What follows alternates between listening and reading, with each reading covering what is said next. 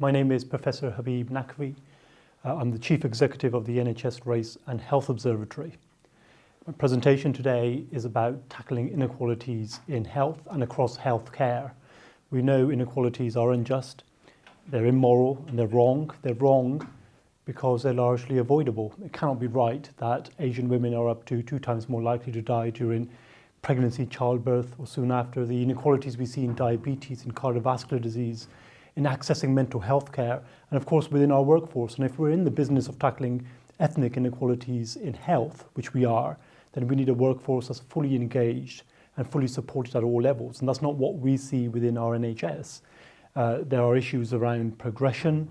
The higher up the organisations you go, the less likely you are to see leaders of Black, Asian and ethnic minority origin. The levels of discrimination, victimisation that we see within the workplace are a real concern for us because they're going up. And so there's a level of urgency for us to focus on this agenda. And in a way, I guess our country, our healthcare system should be well equipped to deal with that level of urgency. We have a long history of migration in this country, which goes back not just decades, but in fact centuries.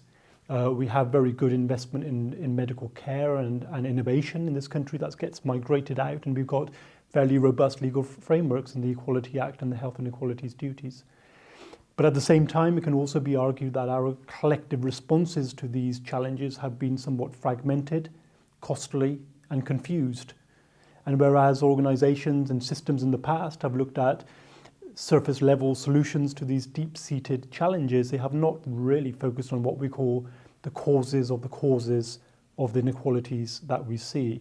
And that does include issues around racism and racial bias within our healthcare system in the way that it operates within our policies, processes and behaviours.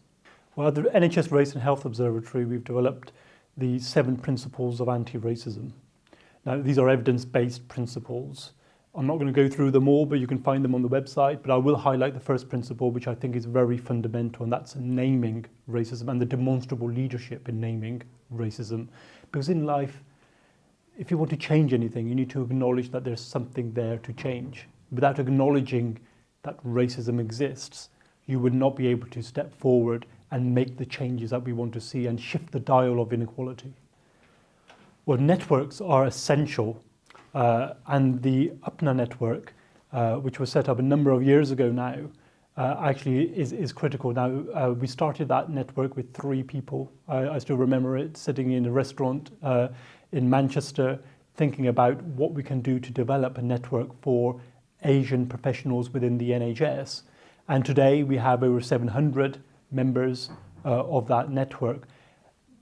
But networks are only important if they have a direct line to leadership and they feed into the leadership, not just with regards to the interventions and the projects and the programs that they are running, but also helping to shape the strategies and the policies of mainstream organizations.